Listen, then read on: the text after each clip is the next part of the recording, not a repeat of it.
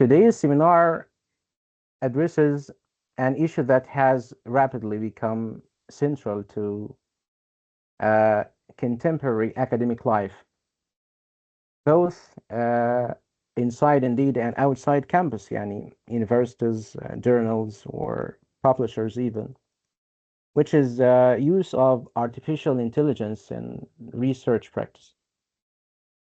Over the past few years, these tools, I mean AI tools, have become widely accessible to everyone, and indeed much sophisticated. And this raises some important questions about, for example, how they are used in scholarly work.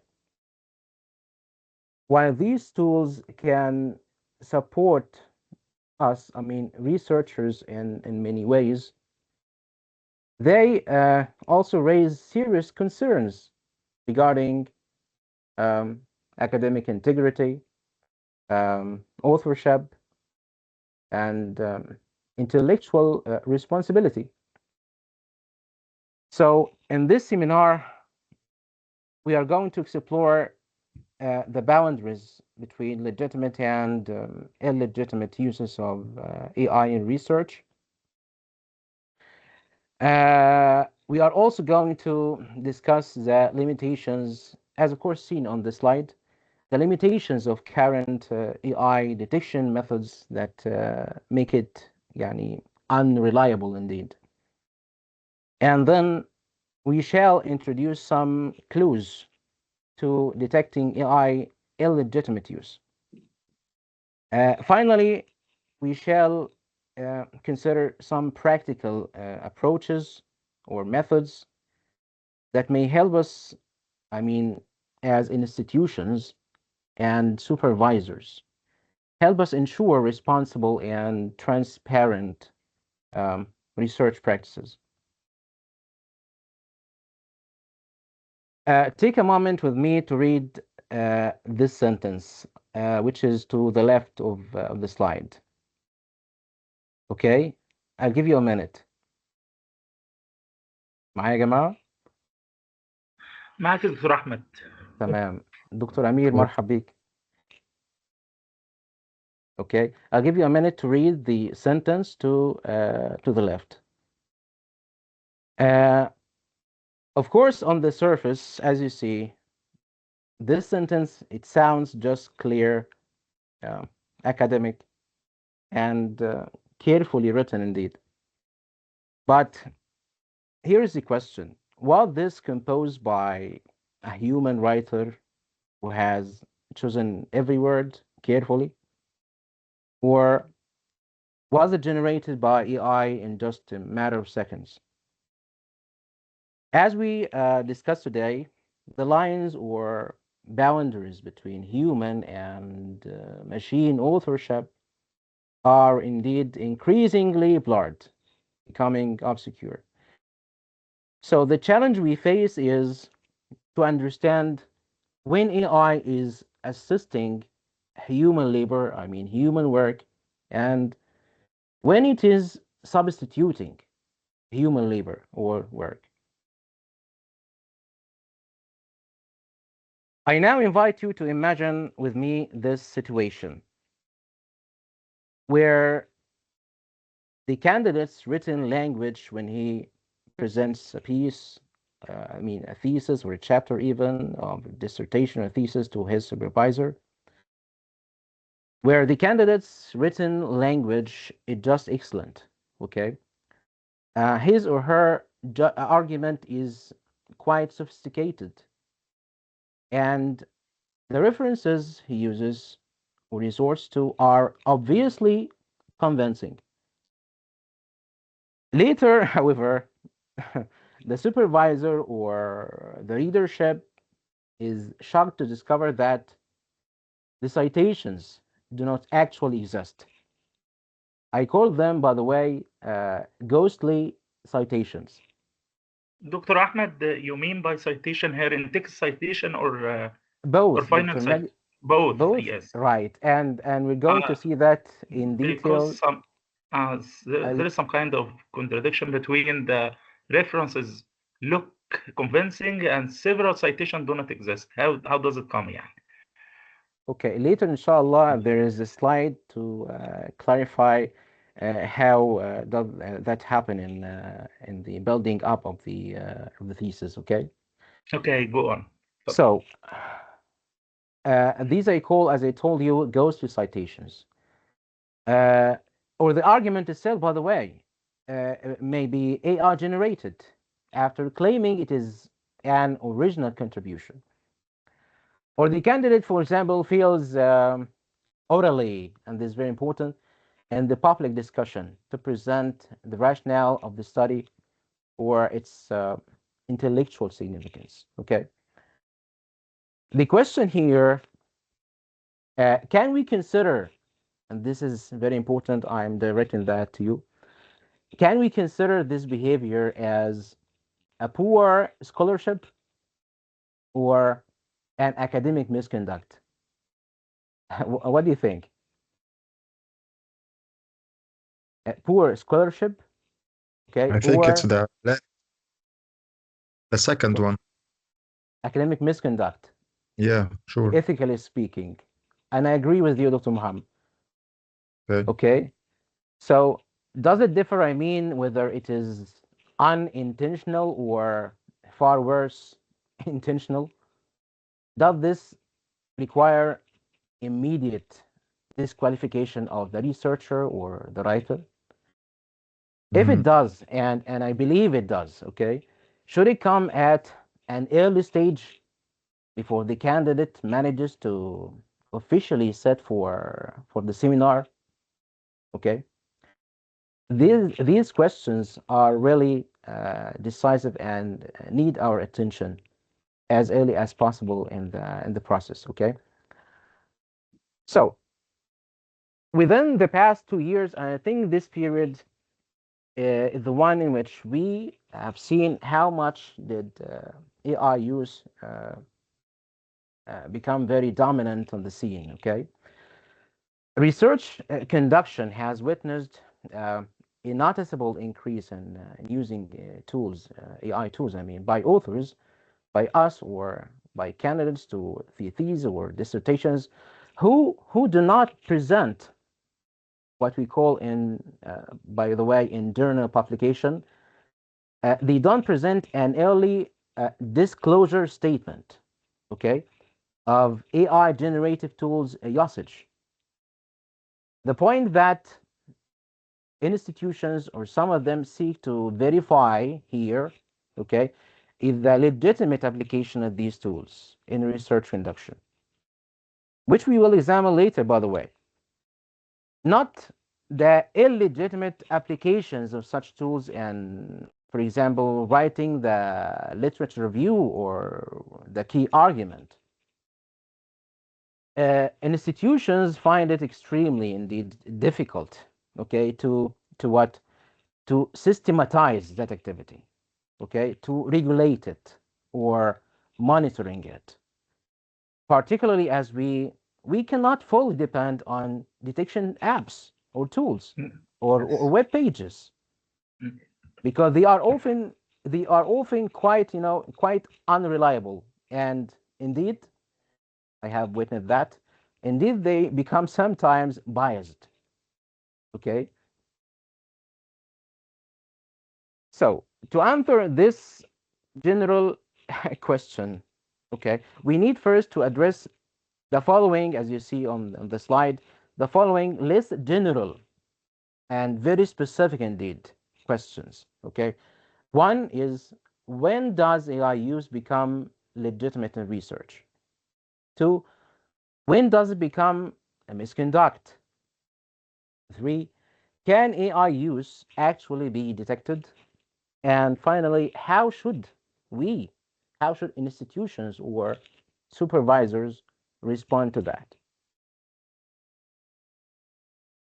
So in today's seminar, we're going to identify the legitimate, as I told you, and illegitimate applications of AI tools and research conduction, and particularly our profession, which is the humanities or social studies.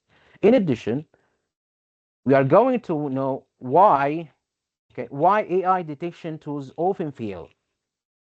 And are there any clues or indicators we can trust in detecting AI misuse, or misconduct? Finally, we're going to suggest some practical solutions or methods or approaches to ensure the integrity of the process and control or govern the use of AI in research. So this is part one, the use of AI in research conduction, legitimate and illegitimate uses. In this first part, of the session, I like to distinguish between legitimate and illegitimate uses of AI in research practice, of course. Well, the question isn't whether AI should be used at all or not. This is not the question. It is rather how it is used and whether intellectual responsibility remains with the researcher or the writer. Let's begin with the legitimate, or what I prefer to call augmentative AI, in research.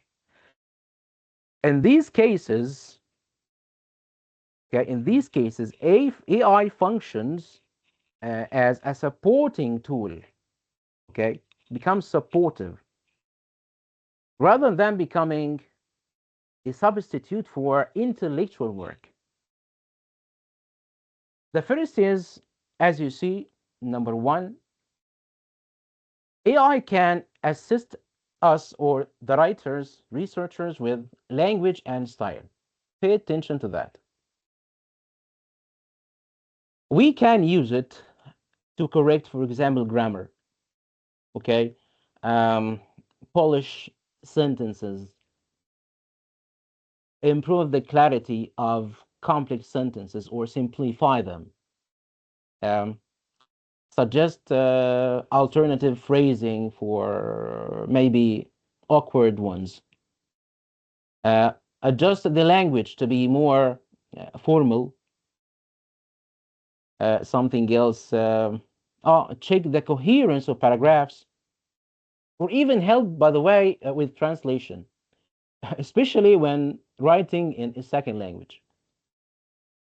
If this is used carefully, and it is a must indeed, verified by the writer, this kind of assistance can improve the communication between us and the readers, But of course, without changing the core or underlying ideas of the writers.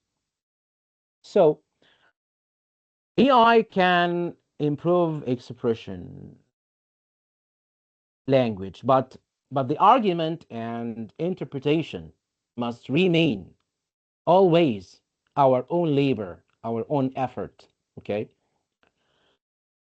You can see on the screen some examples of AI tools supporting us, maybe when we need them, in such areas as the bottom to the left, Like, for example, ChatGPT, of course, 3, 4, or 5, by the way, Grammarly, language tools, all of them are, or some of them, you can see down there to the left.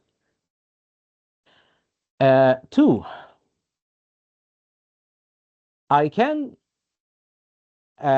provide my piece, I mean the thesis or dissertation or research, with a technical assistance provided by AI. For example, AI can help us organize data. And I think this is very important or helpful in the linguistics branch. Explain statistics, for example, generate forms or templates or surveys or questionnaires, or assist us with formatting or reformatting, and this is very important, reformatting references. Indeed, using AI to reformat references is very useful for writers of journal articles who must adhere to different referencing styles, okay, adopted by different journals or publishers. But it must be noted that it is the task of the researcher alone, okay, to verify, to make sure the results or the outcomes of any data or statistics generated by AI before, of course, using them or applying them to the study. Why? Because, that is because AI frequently generates, and this is very important, I think I told Dr. Magdi about it before, term, it makes hallucinated citations. Yes, yes. Okay, hallucinated citations, right. 3, of course, we're going to examine hallucinated citations later on, okay. 3 of the legitimate uses of AI. It can support the process of mapping the research. Yani, that is to generate keyword lists, suggest related topics or maybe interdisciplinary connections or relations. Maybe also refer to relevant theorists in the field. I let Dr. Ahmed, I think, العزبي in. Okay. It can refer to relevant theorists whose work, of course, can be consulted or cited. Welcome, Dr. Ahmed العزبي, I think. Okay. It can also help us create, which is very helpful indeed, the research questions, or provide an outline for the literature review section or the methodology section.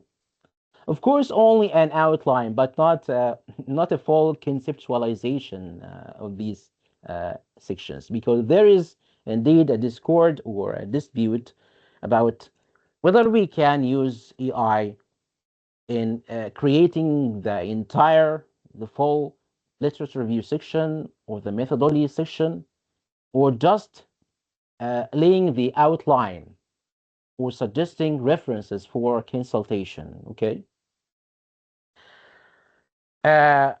These legitimate applications, the 3 of them, are referred to, as you can see to the right, okay, in the Guide to AI Use in Research Practices, issued by Cairo University in November 2025, by the way, and 2, UNESCO's Guidance for Generative AI in Education and Research. I think it was released in 2023. Already, Cairo University has applied that or began applying it. In all these legitimate uses, the 3 of them, if I can give them indeed the quality of being legitimate or legitimacy, AI sustains research, okay? But this does not replace human intellectual responsibility. This is very important. The researcher, I mean us, we remain the epistemic, the epistemic agent, okay? I mean, the person responsible for every claim, for every citation, every interpretation. Let's now move to the illegitimate uses of AI, or substituted, because it substitutes human beings or us, okay? Now we have considered, of course, the legitimate uses of AI. In this slide, as you see, however, this slide highlights the opposite situation, as I told you, what we may call the illegitimate or substitutive uses, where indeed tools or technology, machine replaces than assists, okay, assesses our intellectual work. One, or it is the first example we have. The first example is AI written literature reviews without verification. And as I told you, there is a dispute around using it in the building of this section. I'll let Dr. Yasser Shawqi in. Okay. So some students, and I think some of you may have encountered that situation before. Okay. Some students generate the entire review section using AI and include it in the research, okay, without checking checking the accuracy of the arguments or its sources. The second, of course, the second illegitimate use, okay, is the production of arguments or creation of arguments presented as the student's original thinking. In such cases, the researcher hasn't basically reviewed relevant literature, hasn't done any scanning of the ground in advance, and consequently hasn't developed the argument themselves, or they are related very much. Three, and more serious indeed, and pay attention to that, it's very important, is the fabricated data, the fabrication of data. For example, interviews can be AI generated. So too are survey responses or statistical results. This is very serious. Why it is serious? Because at this point, as Dr. Muhammad Ismail agreed with me before, at this point, we are no longer dealing with poor academic practice, but with, indeed, research fraud, okay? Finally, I think five, there is the undisclosed AI authorship.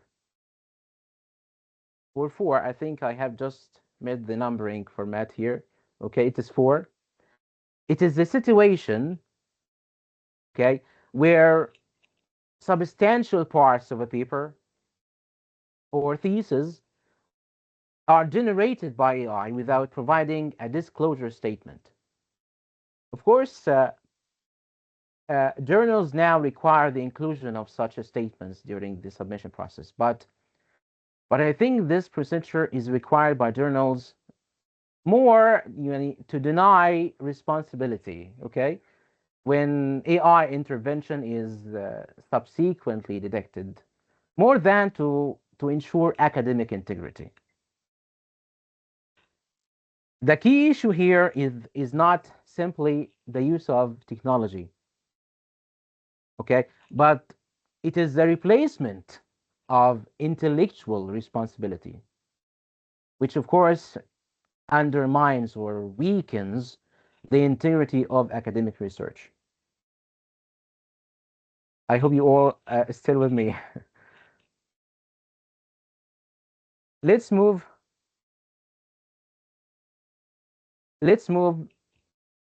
to some cases on the ground. Okay, in this slide, I think it is slide 11, right? Okay, معايا يا جماعة? Yes, Dr. Ahmed. Okay, Dr. Magdi. Some examples. Here are two case studies reporting the AI misuse. In the two studies you see on the screen, the researchers have asked AI systems to generate literature reviews, okay, and references for two different medical topics. Okay, they discovered that they indeed were testing the AI system itself, okay? They discovered that many of the citations included and examined in the literature review section, all of them were entirely fabricated, even though they looked convincing and authentic. This illustrates why literature reviews generated by AI, okay, they must always be carefully verified and checked.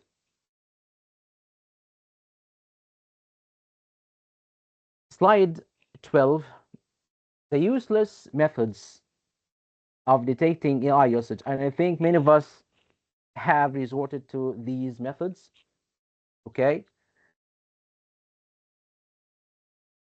After we have discussed so far how AI can be unethically misused and researched, the illegitimate users, okay? Well, here a natural question arises. Are there reliable methods, ways of detecting AI research? Indeed, many institutions, universities, I mean, supervisors and journal editors, all of them are currently working to answer this question, okay? However, I can safely propose that several commonly used methods for detecting AI generated texts, all of them are not completely reliable, as many people think. So in this section, I will briefly discuss some of these methods and explain, well, why they often fail to provide trustworthy evidence of AI misuse. The first, as you see, okay, to the left, the first commonly used method for detecting AI-generated writing is, of course, I think this is our first choice, AI detection software or web pages. Like you can find some to the left of this, to the right of the slide, okay? Like TextGuard, Turnitin, and GPT Zero, along of course many others, okay? These are detection sites or web pages. However, we should, when using them, we should understand that these tools, okay, and I have referred to that in brackets, these tools are probabilistic rather than evidentiary, okay? In other words, I mean, they estimate, well, they estimate likelihood rather than provide sufficient proof, okay, or evidence. Well, the first major problem to the left of the slide is that they often, okay, offer us false positives, okay? What are false positives? I mean, these tools sometimes produce analyses judging texts written by, okay, written by humans as AI generated, okay? This can happen, of course, particularly with pieces, I mean, papers, dissertation, theses, whatever, okay, with these pieces which are well written, okay, or highly structured, academically speaking, by native speakers, okay? So we call this case a false positive. Second, these tools usually produce flags. And you may ask, what are flags?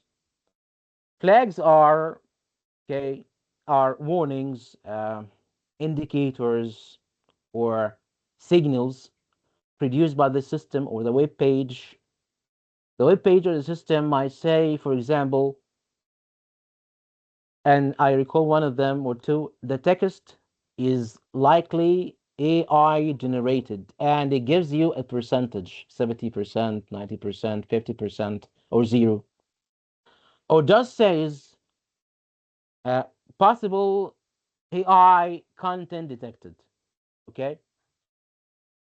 So they suggest that part of the text might be AI generated. Okay? But they are not decisive conclusions, and they do not give detailed analyses. Okay? As you see at the bottom of the slide to the right, okay, can you see this quotation?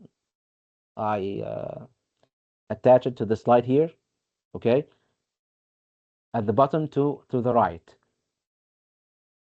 okay. In that, this is an extraction from a website. Detection sites, yeah, indeed, frankly, they state the indeterminacy and inaccuracy of their tools to their subscribers, okay, to those who use them as detection tools. So they admitted frankly that they are not decisive tools, okay, cannot be depended on. The third is validation. Many AI detection systems or tools haven't been verified or accredited by academic institutions, universities, or whatever on a large scale. So they remain so far unreliable and undependable too. Finally, and it is indeed the most important fact, in fact, these tools are easily bypassed, okay? I mean avoided or dodged. That is because, you know, a simple editing, paraphrasing, for example, or even rewriting a few sentences, phrases, or even words. If you do that, you can entirely change or influence the detection result. Okay? So, for these reasons, the four of them, AI detection software, I claim, okay, I agree here, they shouldn't be used with extreme, okay, trust, but we should have some caution, okay, and they should never be treated as conclusive proof of AI use. Now let's move to slide 14, and I hope you're still with me, okay.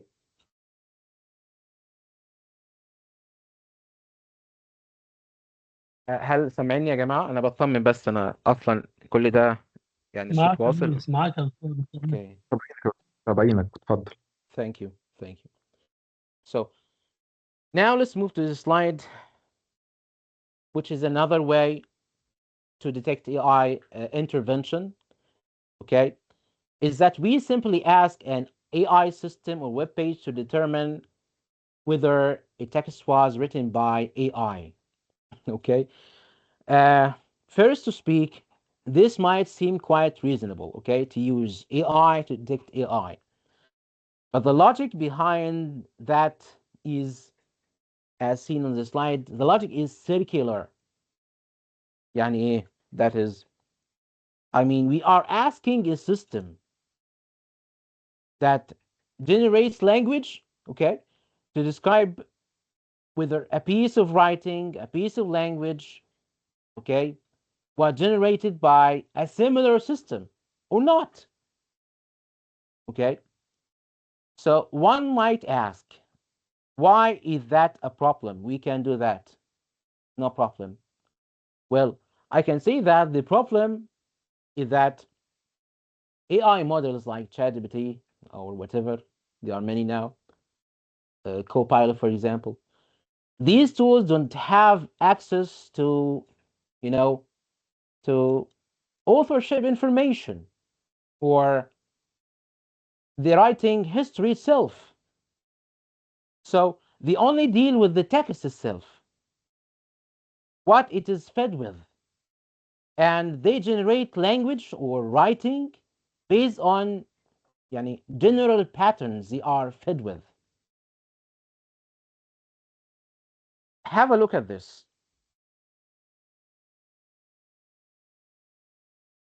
In this slide, we move to an example or more examples and case studies in a widely cited example in this matter, in this section or this issue, reported by Ars Technica. This is an online magazine, by the way. Okay. It has a report on the writing of the Constitution when it was detected or used as a specimen, okay, to be AI detected, whether it is it has been written in AI or something. Yeah, sections of the U.S. Constitution were analyzed using, okay, as I told you, using AI detections. Right.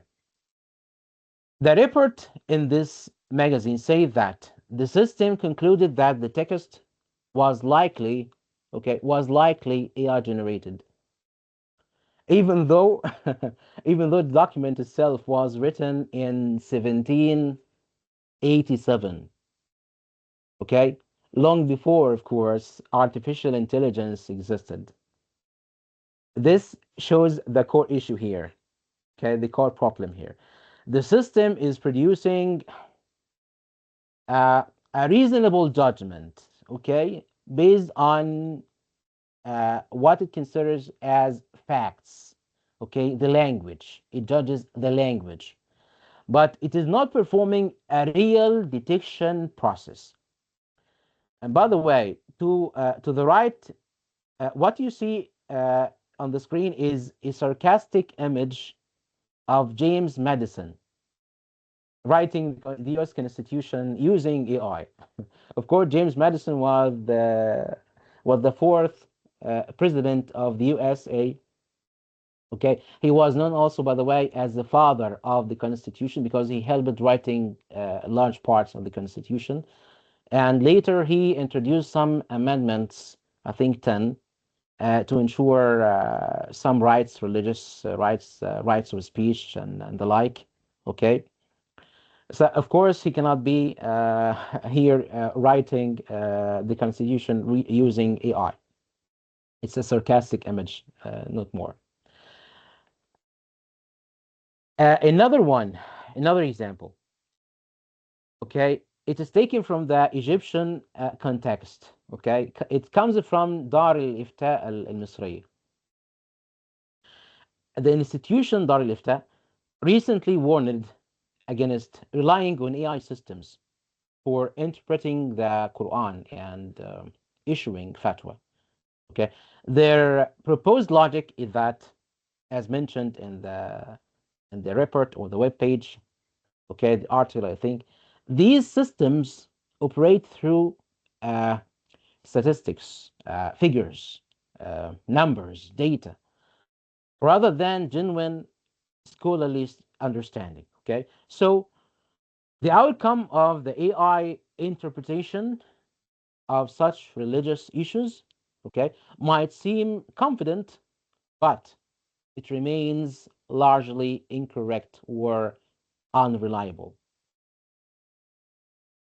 The same limitation applies to AI detection tools. How can we relate that to this? Okay, if these systems of AI, if they cannot reliably interpret complex texts like religious ones, okay, issuing fatwa, we should be cautious very about trusting them to determine real authorship with absolute certainty. This is a third example. It was a study published by Liang and others in 2023. The writers found that several AI detectors falsely, okay, falsely label or flag, you remember the word or the concept flag? They flag human written texts by non-human, or sorry, by non-native English speakers as AI generated, which of course shows us that even AI can be racistly fed. Now slide 18, the fourth example, it's a report produced by UNESCO in 2023. Okay? The report stresses that AI detection systems shouldn't be used as the sole evidence of academic misconduct.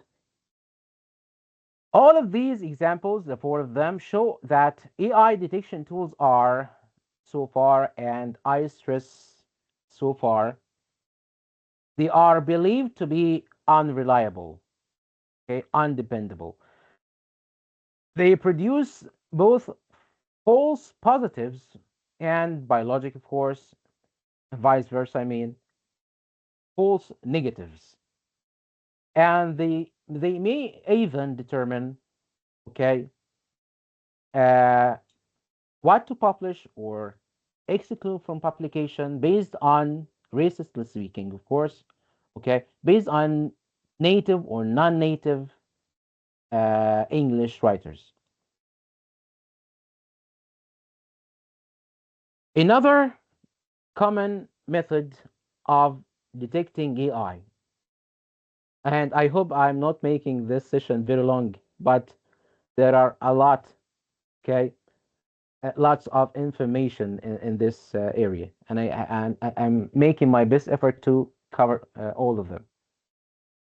Another common method of detecting AI is the supervisor's intuition, okay?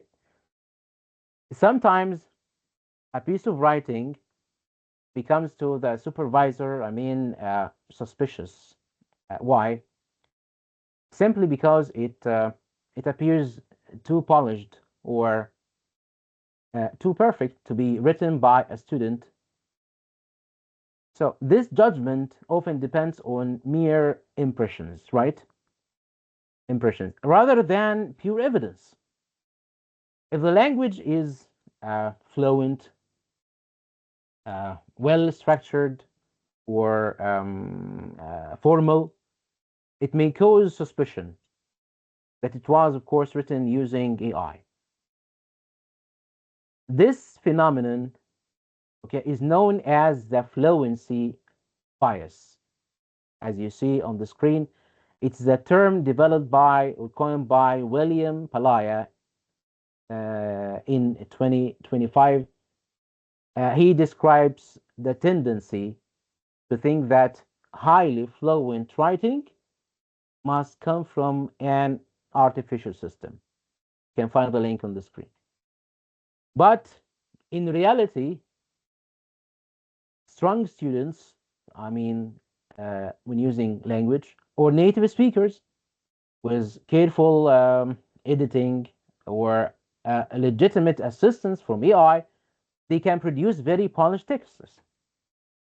So as a result, relying on intuition alone can easily lead to incorrect accusations.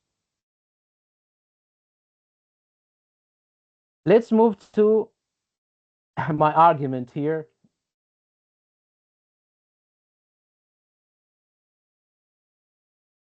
Of course, Dr. Wahid has sent a question in the chat. I think I'm going to reply any next, inshallah. Okay, Dr. Wahid? Okay, Dr. Ahmed. Okay.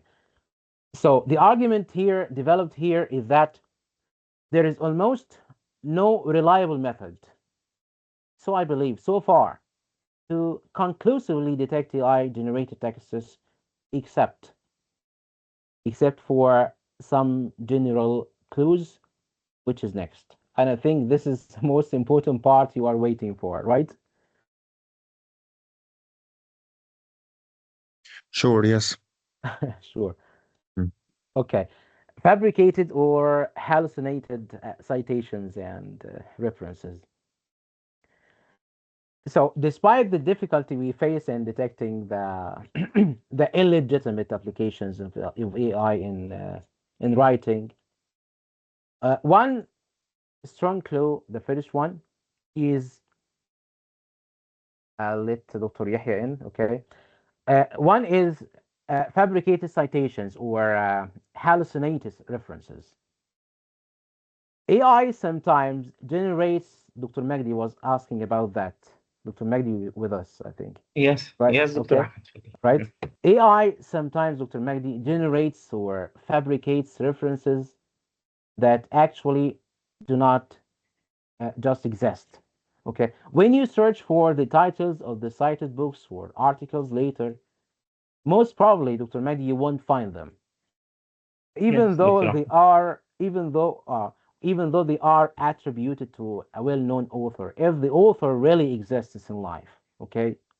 In reality, you may also discover that uh, some references in the list of references, okay, are not evidently cited or even referred to in the body text, okay, or that some cited references in the text are not finally listed in the final list of references.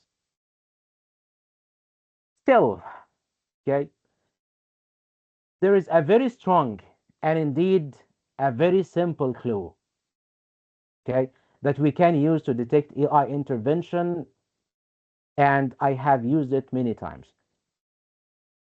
It is the writer's creation of in-text or block citations.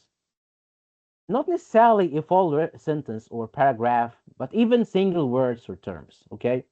They create citations, quotations, extracts. And then the author claims they are verbatim quotations, exact quotations extracted from a source. That resource actually exists. Okay. Therefore, if you, as a supervisor or a co-supervisor, tracks down an AI-generated code or quotation, I mean, uh, your effort will most probably go in vain. You will not simply find it. So it is a must. Indeed, to me, it's a must to require from candidates a soft copy of their work to check citations. And by so, we check, okay, we check credibility itself. A second clue you see on the slide is concept inflation, okay? And I think the term explains itself. In this case, we find that the writer relies on a theoretical language that is highly abstract. I mean writers, uh, they mention some terms without clearly defining or applying them to the analysis. We don't find an in-depth analysis or application of the theory or theories, only a surface application. The result may sound, of the research may sound sophisticated, okay, but the conceptual work itself remains, you're going to find that remains incomplete, vague, or superficial. A third one, or clue, or signal, or indication, okay, is recurring arguments. I have come across this point or this clue many times indeed. AI generated texts usually circle around, the same idea multiple times, many times, using different wording rather than developing the argument itself. Okay. For example, the author might repeatedly assert that, well, I'll give you an example. AI is transforming the society, and then AI is changing fields or many fields.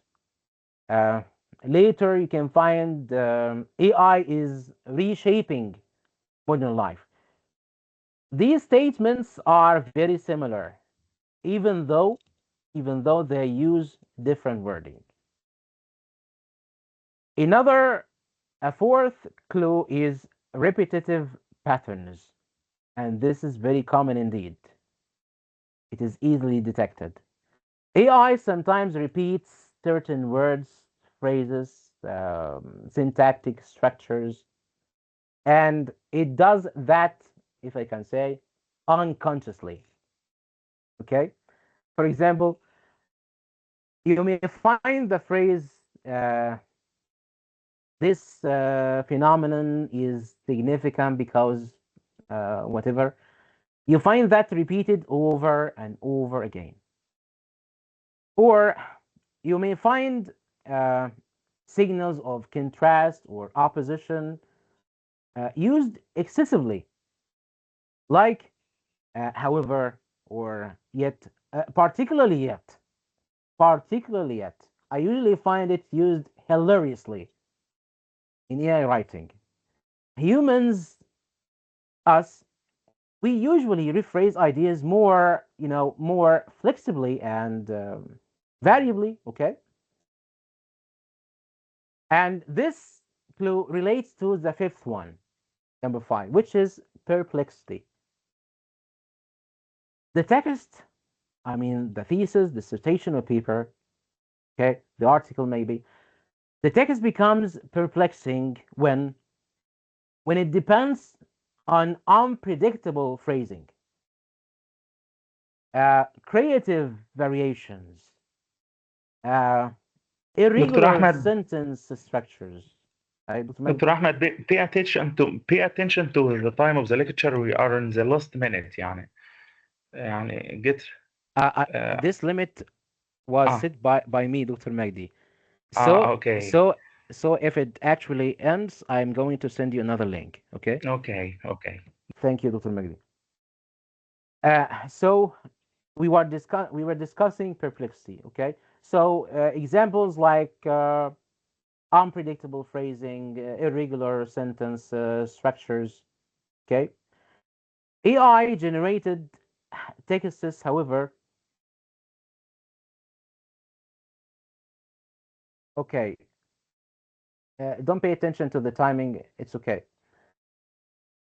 AI generated texts, as I told you, however, they are quite predictable and smooth, So I can say the lower the perplexity of a text, the more likely it is generated by AI. And on the contrary, the higher the unpredictability of the text, the more likely it is written by humans. A final clue is sentence uniformity. Very simple. Yani sentences with, I mean here, similar length. So, for example, we find a paragraph in which the first sentence consists of 18 words. The second, 19. The third, 17, 20, 21. Okay? Humans, however, typically vary more. Okay? They use a mix of short sentences, long sentences, or even sometimes fragmented structures. Okay? Now, I will share with you in this slide a real example of, okay, a real example of hallucinated references and citations. معايا يا جماعة؟ معاك يا دكتور. معاك دكتور احمد، اتفضل. Thank you all. In a submission I reviewed entitled Beyond Tradition, it is not mentioned here. Beyond Tradition, the Quest for Identity in Githa Hariharan, the Thousand Faces of Night. Okay. I noticed several clues to AI hallucination. As you see, the author attributes a particular extract to someone, a writer called Abraham 2019. Okay, the first piece or something. However, when I attempted to locate this article online, neither the application, or sorry, the publication, nor the author could be found. I couldn't find any using any application, any website. Instead, I discovered that the exact same passage appears in an earlier article by a different author. Okay, you will find the link on the screen, Ganghar or something.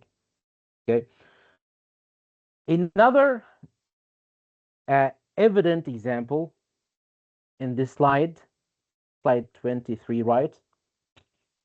This is another example. The issue here, or the problem, emerged in the reference list. Here, the submission cites an article by Pavithra and Rekha, okay, two writers, same book or article. Yet, I didn't find any such publication online using any application or some web page, whatever. I didn't find any. What I found, however, that the cited material actually belongs to a different author, okay, in the in-between piece you see on the screen by Dilipe or something, 2023. What further drew my attention here is that, and this is very shocking indeed, okay, is that the title of the submitted paper closely echoes the title of the cited work. You can see it in the middle slide or the middle piece. Of course, this undermines or weakens the author's claim to originality. Here in this slide 24, the same submission, okay? Here's a submission includes what appears to be a verbatim quotation from Simone de Beauvoir in her book, The Second Sex, okay? I think you know that, okay? However, when I consulted the original text, خلي بالك يعني, this is very important. This is usually found on the scene in this context. When I consulted the original text of Beauvoir, I found that the passage, okay, I'll let Dr. Yahya again in. Okay, the passage had in fact been paraphrased rather than quoted directly. This pattern, this style, I mean, yani presenting paraphrase material as a quotation, verbatim quotation, is a feature I have many times. I occasionally encounter in works that depend on AI tools, okay, to generate, of course, references or citations. One possible explanation of that, AI systems, these tools, they tend to paraphrase copyrighted material rather than reproduce it verbatim, okay, for copyrights or something. AI systems do that. Here in this final section of our seminar or discussion, well, we move from criticism, okay, to giving solutions. If the detection tools and intuitive suspicions, you remember, if they are unreliable, the real question becomes here, how should institutions, okay, supervisors, how can we govern or control AI use responsibly? Because we are not going, we can't indeed limit that use. The first method or approach is process, as you see, process-based assessment. Instead of judging the output or the final product, I mean the paper, thesis, or dissertation, okay? Instead of that, we should evaluate the process itself. We should ask the candidate, the writer, for, I think this is somewhat difficult, but we need to, for the drafts, the outlines, their notes, revisions. The aim here is to trace down the intellectual development of the researcher or writer, not what they finally submit, not the output, not the product itself, right? Number two, we can depend on, as you see, the oral defense as a verification method. When students or candidates explain their arguments, methods, or sources orally, okay, orally, it becomes immediately clear whether they actually understand the work they submitted or not. This method, the oral method, of course, as you know, is already used in the final thesis defense, okay, or dissertation, but it can be applied to every step during the building up of the thesis. With each chapter or section presented for revision to the supervisor, the candidate can be asked, for example, why did you choose this theorist? How your argument develops? How did you select and use your sources? Why? A student whose work is generated by AI, he or she, they usually collapse, okay? Collapse under a heavy load or shower of students. Now let's move to the conclusion. Or I missed something, I didn't think. Okay. Number four. I missed number four. Okay, let's say something about that. Okay, there's a problem with my slide. Sorry.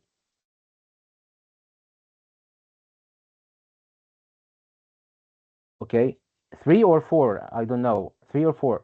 3. I think I didn't say anything about 3. Okay. Disclosure policies. And I mentioned that before, indeed. I think our institutions should ask for or adopt AI disclosure policies. We should require a disclosure statement of AI use and a description of what kind of AI assistance the writer received, because there are legitimate uses, right? As we have seen before. On the other hand, in institutions, we should provide the guidelines. And this step is actually already applied in some universities like Cairo University. We should ask for writing some guidelines for acceptable AI use and the ethical use of AI, or organize some lectures or sessions or something like that for candidates. As for number 4, pedagogical integration in our education, we need that pedagogical integration indeed. AI is not disappearing, okay, from our academic life. It is not going to, I think. I hope, but it is not going to. The challenge is, therefore, not prohibition. Okay, we cannot prohibit that or ban that, But we have to teach students how to use these tools critically, responsibly, and most importantly, okay, transparently. We must teach them how to use it technically. What are the techniques? How? How to verify the citations consulted in the literature review section and not the full conceptualization of the literature review, okay? How AI hallucinations occur, so they draw back or something. In other words, we must replace AI prohibition with what we can call it AI literacy. However, of course, of these four approaches or policies, methods, the dependence on the results of the oral examination and the disclosure statement of AI use, I mean number 2 and 3, okay? This requires, of course, administrative amendments to the integrated, to the applied bylaws, the bylaws we have, okay? Finally, to conclude, the central problem here is not artificial intelligence itself. Well, I think the deeper problem lies in, displacing or relinquishing our epistemic responsibility. This happens when candidates or students gradually or slowly, become less responsible for producing their own ideas, okay, or arguments. Nowadays, of course, in many academic institutions, either universities or academic journals, the quest of students or writers for good performance, I think it is the objective of many, okay? Good performance during the defense. This becomes an increased pressure. And this can very much replace, genuine research. This happens why? Because the students, they are often evaluated primarily on the final output, okay, on the product, on the piece, okay, the paper, thesis, or dissertation, rather than on the learning process itself. Therefore, polished outputs, okay, they become for the students more important. Okay, more important than what? Than the development of critical thinking, reflection, and argumentation.